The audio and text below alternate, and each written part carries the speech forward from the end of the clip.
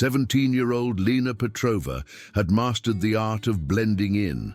Petite, with dark hair usually pulled into a tight braid and clothes chosen for their utter lack of distinction, she drifted through the halls of Crestwood High like a whisper. Her family had relocated to this quiet heartland state town just a few months prior, after her father secured a new position at the local mill. Lena's sole ambition was to navigate her final year of high school without drawing a single glance. What her new peers couldn't possibly know was that Lena had spent the better part of a decade immersed in the rigorous disciplines of Krav Maga and Wing Chun at her uncle's academy back in Viridian City. She was a national junior champion in her weight class, accustomed to sparring with opponents twice her size since she was a child. Her uncle, a former Special Forces operative, had instilled in her the philosophy that genuine power lay in control and precision, not in seeking confrontation. When the family moved, her parents had pleaded with her to leave that life behind, to simply experience a normal adolescence. "Please, my dove," her mother had urged, her eyes glistening. "We've seen the toll that world takes, your uncle's scars, the constant vigilance. We just want you to find peace here. Can you try, just for a while, to be an ordinary girl?" Lena had agreed, partly from exhaustion with her fighter label, and partly from a genuine curiosity about what a typical teenage existence might entail. She carefully packed away her training gear, silenced all talk of her past, and committed to keeping her formidable skills a complete secret. The trouble began during her second week at Crestwood. The school was a microcosm of small-town life, brick buildings, manicured lawns, and the predictable social strata. Lena quickly mapped the hierarchy. The popular elite who commanded the cafeteria, the jocks who owned the athletic fields, the academics who dominated the library, and the vast majority who simply tried to survive unnoticed. Regrettably, she also identified the predators. Rex Kincaid was the quintessential high school king, desperately clinging to a crown that was already slipping. An 18-year-old senior, he'd been held back a year, his arrogance far outstripping his intellect. Tall, broad-shouldered, he exuded the kind of unearned confidence that came from never being truly challenged. His two constant shadows were equally unremarkable. Finn, a fidgety kid with a nervous laugh that punctuated Rex's every pronouncement, and Gus, a lumbering boy whose sole purpose seemed to be making Rex feel superior. Their first encounter occurred on a Tuesday during the lunch rush. Lena sat alone at a secluded table, engrossed in a novel, when Rex's imposing shadow fell over her. "Well, well, what have we here?" Rex drawled, sliding into the seat opposite her without invitation. Finn and Gus positioned themselves like sentinels. "You're the new kid, right? From Viridian City?" Lena slowly lifted her gaze from her book, instantly recognizing the familiar glint in Rex's eyes, the calculating assessment of someone who believed they'd found easy prey. "I'm Lena," she replied softly, closing her book. "And yes, I'm from Viridian City." "Viridian City," Finn echoed mockingly. "Ooh, fancy. Bet you think you're too good for us small-town folk, huh?" "I don't think that at all," Lena stated, her voice steady. "I'm just trying to eat my lunch." Rex leaned forward, his smile twisting into something unpleasant. "You know, new girl, there's a certain understanding here at Crestwood. Fresh faces need to show a little deference to those of us who've been here longer. It's just how things operate." Lena felt the familiar tightening in her gut, the precursor to a fight. Every instinct her uncle had drilled into her screamed to assert dominance, to show these boys she was not to be trifled with. But she had made a promise to her parents, and more importantly, she genuinely wanted to try a different path. "I'm not looking for any trouble," she said, beginning to pack her meal. "I'll just find another spot." "Oh, but we haven't finished our chat," Gus interjected, placing a heavy hand on her shoulder as she tried to rise. "See, that deference I mentioned? It's not just about attitude. There's a small Let's call it a community contribution. 20 credits a week, and we ensure you have a smooth ride here. The demand was so preposterous that Lena almost chuckled. These boys had no concept of who they were attempting to intimidate. She could have had all three of them incapacitated in under 30 seconds. Instead, she gently removed Gus's hand and stood.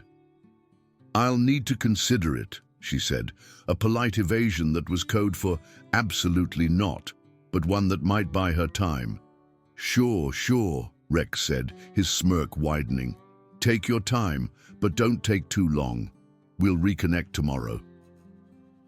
That night, Lena lay awake, staring at the ceiling, her mind a whirlwind. She could easily handle these boys, but that would mean shattering her carefully constructed facade, and she wasn't ready to abandon her experiment in normalcy just yet. Perhaps there was another way. The next day, she had her answer ready when Rex and his cronies cornered her near her locker. "I won't be paying you anything," she stated calmly. "I'm not bothering anyone, and I'd appreciate it if you'd leave me alone." The shift in Rex's demeanor was instantaneous. The feigned friendliness vanished, replaced by a cold, hard malice. "That's a shame, Viridian," he sneered. "I was really hoping we could be amicable, but if you prefer the hard way, that's perfectly fine by me." What followed was a campaign of systematic torment that would have crushed most individuals. Rex and his friends seemed to interpret Lena's quiet defiance as a personal affront, and they made it their mission to make her life at Crestwood High utterly miserable. It began subtly. They would accidentally collide with her in the hallways, hard enough to send her books scattering. They'd sit behind her in class, whispering insults just loud enough for her to hear, but too soft for teachers to notice. They'd yank her backpack off her shoulder as they passed, spilling her belongings across the floor. In the cafeteria, their tactics escalated. Finn would accidentally trip near her table, sending her tray of food crashing to the floor, splattering her clothes and books. Gus would sit nearby, making loud, disparaging remarks about weird loners who think they're above everyone. Rex orchestrated it all with the practiced ease of a seasoned bully, always ensuring no faculty members were present to witness the worst of it. The breaking point arrived on a Friday afternoon. Lena was walking to her car after school, anticipating the weekend and hoping the boys might lose interest over the two-day reprieve. She was fumbling for her keys in her bag when she heard footsteps behind her. "Hey, Viridian!" She turned to find Rex, Finn, and Gus approaching, accompanied by two other boys she didn't recognize. The parking lot was largely deserted, with only a few lingering students and no teachers in sight. "We need to have a chat," Rex said, his voice carrying a new, dangerous edge that sent Lena's danger instincts flaring. "You've been disrespecting us for weeks now, and it's getting embarrassing. People are going to think we're soft if we let some little Viridian girl walk all over us." "I haven't walked all over anyone," Lena replied, her voice calm despite her racing pulse. "I've just been trying to mind my own business." "That's the issue," Finn said, stepping closer. "Your business is our business now. See, when someone moves to our town, attends our school, and then acts like they're too good to follow our customs, that becomes our problem." One of the unfamiliar boys, a lanky kid with a sneer, spoke up. "Maybe she needs a lesson in manners." Lena's mind worked swiftly, assessing the situation. 5 against 1, no witnesses, no immediate way to call for help. If this were a training scenario, her uncle would have advised immediate action, neutralize the leader first, then systematically deal with the others before they could coordinate. But this wasn't training. This was real life, and she was still trying to be the normal girl her parents desired. "Look," she said, taking a step back toward her car. "I don't want any trouble. Perhaps we can find a compromise." Rex's grin was predatory.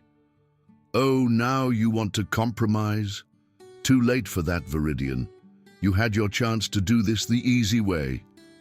He nodded to the others, and they began to fan out, forming a loose semicircle around her. Lena felt her training instincts activate automatically. She observed each boy's posture, their positioning, their potential threats. Finn had his hands in his pockets, possibly concealing something. Gus favored his left leg, likely an old injury. The two unknowns seemed hesitant, probably unaccustomed to this level of confrontation. "Here's what's going to happen," Rex continued, pulling out his phone. "We're going to have a little fun with you, and I'm going to record it. Then, unless you want this video showing up on every social media platform in school, you're going to start showing us the respect we deserve, starting with 50 credits a week." The casual mention of recording sent a chill down Lena's spine. She had seen the devastating impact of humiliation videos, how they haunted victims, shattered reputations, sometimes even led to tragic outcomes. The thought of her parents witnessing her public degradation was more terrifying than any physical threat. Yet she tried one last time to de-escalate. "Please," she pleaded, hating the tremor in her voice. "I'll pay you. Just not here. Not like this." "Too late," Rex said, holding up his phone. "The time for negotiation is over. Boys, help our new friend understand her place." Gus moved first, reaching for her backpack. In that instant, as his hands clamped onto her property and Rex's phone began recording, something inside Lena snapped. All the weeks of harassment, all the humiliation, all the fear and frustration she had been suppressing surged to the surface. But more than that, she realized her experiment in normalcy had failed. These boys would never leave her alone, would never see her as anything more than a victim to be exploited. She had tried to be the person her parents wanted her to be, but sometimes the world doesn't let you choose who you are. "Let go of my bag," she said, her voice undergoing a complete transformation. Gone was the quiet, uncertain tone she had used for months.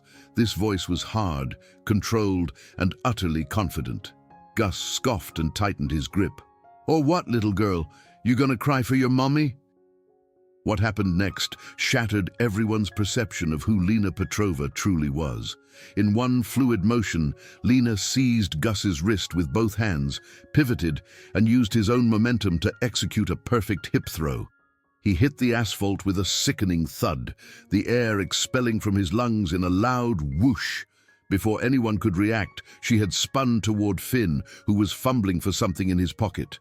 Her right hand shot out in a precise, open-palm strike, catching him squarely in the solar plexus. Finn doubled over, gasping for breath, and Lena immediately followed up with a knee to his face. The sharp crack of his nose breaking echoed across the parking lot. The two unknown boys exchanged wide-eyed glances and immediately began backing away. "We're out of here, man," one stammered, and they both turned and fled. Rex stood frozen, his phone still recording, his jaw slack with disbelief. In less than 10 seconds, his backup had been neutralized or had deserted, and the quiet girl from Viridian City stood over two of his friends like some kind of avenging spirit. "What the hell?" he managed to stammer. Lena turned toward him, and Rex saw something in her eyes that made his blood run cold. This wasn't the timid, submissive girl he had been tormenting for weeks. This was someone else entirely, someone profoundly dangerous. 8 years, she said, her voice eerily calm. 8 years of Krav Maga and Wing Chun, national junior champion in Viridian City. I've been holding back for months because I wanted to try being normal, but you wouldn't let me. Rex's fight-or-flight response finally kicked in, but he chose poorly. Instead of running, he charged her, believing his size advantage would be enough to overwhelm her. Lena sidestepped his clumsy rush with ease, grabbed his outstretched arm, and used a simple arm drag to send him crashing to the ground. Before he could scramble up, she had moved behind him and locked in a rear naked choke, her arm positioned perfectly across his throat. "I could put you to sleep right now," she whispered in his ear as he struggled weakly against her grip. "I could render you unconscious and leave you here on the asphalt. Is that what you want?" Rex's struggles became more frantic as he realized he couldn't break her hold. His vision began to blur at the edges and pure panic set in. "Please," he gasped. I can't breathe." Lena held the choke for another few seconds, letting Rex feel his utter helplessness, then released him. He collapsed forward, coughing and gasping for air. "Here's how this is going to work," Lena said, standing over the three boys. Gus was still trying to catch his breath. Finn was clutching his obviously broken nose and whimpering, and Rex was clutching his throat. "You're going to leave me alone. You're going to leave everyone else alone too. No more demands for money, no more harassment, no more bullying. You're insane," Rex wheezed. "No," Lena replied calmly. "I'm trained. There's a difference. I know exactly how much force to use and when to stop. But if you or your friends ever bother me again, or if I see you picking on anyone else, I won't be so gentle next time." She picked up Rex's phone, which had been recording the entire confrontation, and deleted the video. Then she dropped the phone on the ground next to him. "Oh, and Rex," she said as she walked toward her car, "if you're thinking about trying to get revenge, or telling people some fabricated story about what happened here, remember that I know where you live, where you work, and where you hang out. I've been observing you guys for weeks. Don't test me." The drive home was surreal. Lena's hands trembled slightly from the adrenaline, but she felt something she hadn't experienced in months: profound relief. The constant tension she had been carrying, the low hum of fear that had followed her through the hallways of Crestwood High, was finally gone. When she arrived home, her parents immediately sensed a shift. There was a newfound confidence in her posture, a serene calmness in her expression that they hadn't seen since their move to Heartland State. "How was school today, my dove?" her mother asked cautiously. "Better," Lena said with a small, genuine smile. "Much better." That weekend, she unpacked her training gear for the first time since the move. On Monday morning, she walked into Crestwood High School with her head held high, wearing clothes that fit her properly instead of the baggy, shapeless outfits she had been hiding in. The change in the school's atmosphere was immediate and dramatic. Word of what had transpired in the parking lot had spread like wildfire over the weekend, growing in the telling until Lena had supposedly taken on half the football team single-handedly. The truth was impressive enough, but high school rumors had a way of taking on a life of their own. Rex, Finn, and Gus were conspicuously absent for the first few days of the week. When they finally returned, they were transformed. Rex's swagger was gone, replaced by a nervous energy that made him flinch at sudden noises. Finn wore a prominent bandage across his obviously broken nose and avoided eye contact with everyone. Gus walked gingerly, still feeling the effects of his encounter with the asphalt, but the most significant change was in how they treated other students. The casual bullying that had been their hallmark was gone. When they saw younger students being picked on by others, they actually intervened to stop it. Word spread that Rex Kincaid had become some kind of anti-bullying crusader, though no one could quite fathom why. The truth was simpler. They were utterly terrified of Lena and what she might do if she saw them reverting to their old behavior. For her part, Lena found herself in an unusual position. Students who had never spoken to her before were suddenly eager to be her friend. Teachers who had barely noticed her existence were now going out of their way to engage her in class discussions. The popular kids were vying for her attention, trying to recruit her into their cliques. But perhaps the most meaningful change came from the students who had been targets themselves. A quiet freshman named Noah approached her after lunch one day, his eyes wide with admiration and gratitude. "I heard what you did to Rex Kincaid," he said nervously. "I just wanted to say thank you. He's been taking my lunch money since the beginning of the year, but he stopped after last week." Similar conversations unfolded throughout the week. Girl after girl, boy after boy, coming up to thank her for ending their torment. Lena realized that Rex and his friends had been terrorizing far more students than she had known, and her actions had liberated all of them. 2 weeks after the parking lot incident, Rex Kincaid did something no one at Crestwood High School had ever expected. He apologized. It happened during lunch in front of the entire cafeteria. Rex walked up to Lena's table, where she was now sitting with a group of friends she had made since coming out of her shell, and cleared his throat nervously. "Lena," he said, his voice carrying across the suddenly silent room, "I wanted to apologize for how I treated you. What I did was wrong, and I'm truly sorry." The cafeteria was utterly still.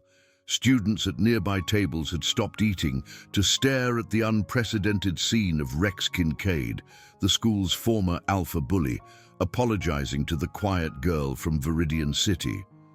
"I accept your apology," Lena said calmly. "But you shouldn't be apologizing just to me. You should be apologizing to everyone you've hurt." Rex nodded, his face flushed with embarrassment and shame. "You're right. I've been thinking a lot about the kind of person I was, and I don't like what I see. I'm going to try to be better." Over the following weeks, Rex kept his word. He joined the peer mediation program, started volunteering with younger students, and became an outspoken advocate for anti-bullying initiatives. Finn and Gus followed his lead, and within a month, the trio that had once terrorized Crestwood High had become unlikely champions for the underdog. As for Lena, she found the balance she had been searching for. She wasn't the invisible girl she had tried to be, but she also wasn't defined solely by her combat abilities. She joined the school's martial arts club, began teaching self-defense classes for interested students, and became a voice for those who couldn't speak for themselves. Her parents were initially concerned when they learned what had happened, but they came to understand that their daughter had found a way to use her strength responsibly. She wasn't looking for fights, but she was no longer afraid to stand up for herself or others when necessary. On graduation day, as Lena walked across the stage to receive her diploma, she reflected on the journey that had brought her to this moment. She had learned that sometimes you can't choose whether or not to be different. Sometimes the world forces that choice upon you, but you can choose how to use your differences, whether to help or to harm, whether to uplift others or tear them down. Rex Kincaid graduated that day too, having made up his failed credits through summer school and community service. As they passed each other after the ceremony, he stopped and extended his hand. "Thank you," he said simply, "for showing me who I was becoming and for giving me a chance to be better." Lena shook his hand and smiled. "We all make mistakes, Rex. The important thing is learning from them." Years later, Lena would become a martial arts instructor and youth mentor, helping troubled teens find positive outlets for their anger and frustration. Rex would become a social worker, dedicating his career to helping at-risk youth avoid the mistakes he had made in high school. But in that moment, standing in the parking lot of Crestwood High School with their diplomas in hand, they were just two teenagers who had learned one of life's most important lessons: that true strength isn't about dominating others, but about protecting them. And sometimes the quiet ones are the ones you should never underestimate.